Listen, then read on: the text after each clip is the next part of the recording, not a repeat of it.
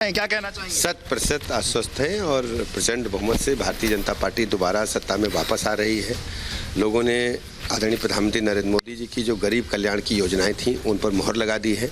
उत्तर प्रदेश में जो कानून का राज स्थापित किया है उस पर मोहर लगा दी है और कमल चिन्ह को भरपूर आशीर्वाद दिया है। एग्जिट पोल्स को क्या सही मानते हैं? क्योंकि जिस तरीके से, क्योंकि कई बार आप लोग भी कहते हैं एग्जिट पोल्स, जब एग्जिट पोल्स का परिणाम आएगा एग्जिट आज दोपहर 12 बजे तक, तो Bharatiya Janata party exit poll से भी आगे प्रचंड बहुमत की सरकार बनाएगी। कहीं कोई समस्या नहीं है। लोगों ने जाति धर्म संप्रदाय अपनी पार्टी लाइन को तोड़ करके आदरणीय प्रधानमंत्री नरेंद्र मोदी जी को आशीर्वाद प्रदान किया है और कमल को अपनाया है। पर सर, जिस तरीके से लखनऊ की बात की जाए, अगर 17 में आपकी 8 सीटें रही भारतीय जनता पार्टी की, पर वहीं 12 में जाए तो 2 सीटें मात्र, मतलब ये लगातार जो इतना ज्यादा शिफ्ट होता है उसको कैसे देख रहे हो? और इस बार लखनऊ का मूड क्या है? दरअसल वो पुरानी बात है।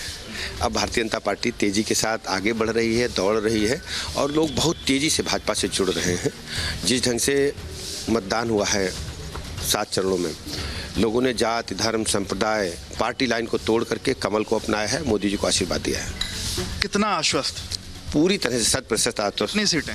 देखिए, सीटें नहीं बता पाएंगे, लेकिन ये मैं दावे के साथ कहता हूँ प्रचंड बहुमत से दोबारा सत्ता में वापस बीजेपी आ रही है। बिल्कुल। तो आपने ब्रजेश पाठक को सुना और मैं पूरा यहाँ का माहौल दिखाना चाहूंगा। देखिए, जो कार्यकर्ताओं का जो हुजूम है वो उनके साथ यहाँ पर है और ब्रजेश पाठक जिंदाबाद के जो नारे हैं वो लगाए जा रहे हैं। और अब ब्रजेश पाठक थोड़ी देर में अपने घर से यहाँ से निकलने वाले हैं और जहाँ पर मतगणना होने वाली है वहाँ पहुंचेंगे और उसके बाद इनकी साइन के बाद जो मतगणना है वो शुरू होगी। 8 बजे जो बैलेट पेपर का जो मतगणना है वो शुरू होगी, 8:30 से ईवीएम खुलेंगे। कहीं ना कहीं अपनी बिल्कुल विवेक, नेताजी के सपोर्टर्स पहले उनसे पहले तैयार हैं भाई लखनऊ के। लेकिन हर्षवर्धन जी अभिषेक जो बता रहे थे कि भाई देखिए क्या ये जाति है क्या ये नहीं है, और उसके बाद खबर आई चरणजीत सिंह चन्नी की। सर 30% से ज्यादा उस स्टेट का, उस राज्य का, पंजाब में दलित पॉपुलेशन है, पहली बार दलित मुख्यमंत्री बना। आप कह रहे हैं जात नहीं है, जात नहीं है। सर जात तो रियलिटी है ना, ये तो एम्बेडेड है भारत में, खासकर जब आप नॉर्थ इंडिया की बात करते हैं। आप भारत ज्यादा आप उसके बिना बात ही नहीं कर सकते। और खासकर मतलब इलेक्शंस में जी दो चीजें होती हैं ऐश्वर्या, और मुझे लगता है कि इस पर बात होनी चाहिए। एक होती है कि जाति, मतलब ये कि हम जिस जाति के हैं दूसरे को हम गाली देंगे, दूसरे के खिलाफ हम कुछ न कुछ विद्वेष फैलाएंगे, घृणा फैलाएंगे। दूसरा ये कि हमारी जाति है, हमारी हिस्सेदारी तो मिलनी चाहिए।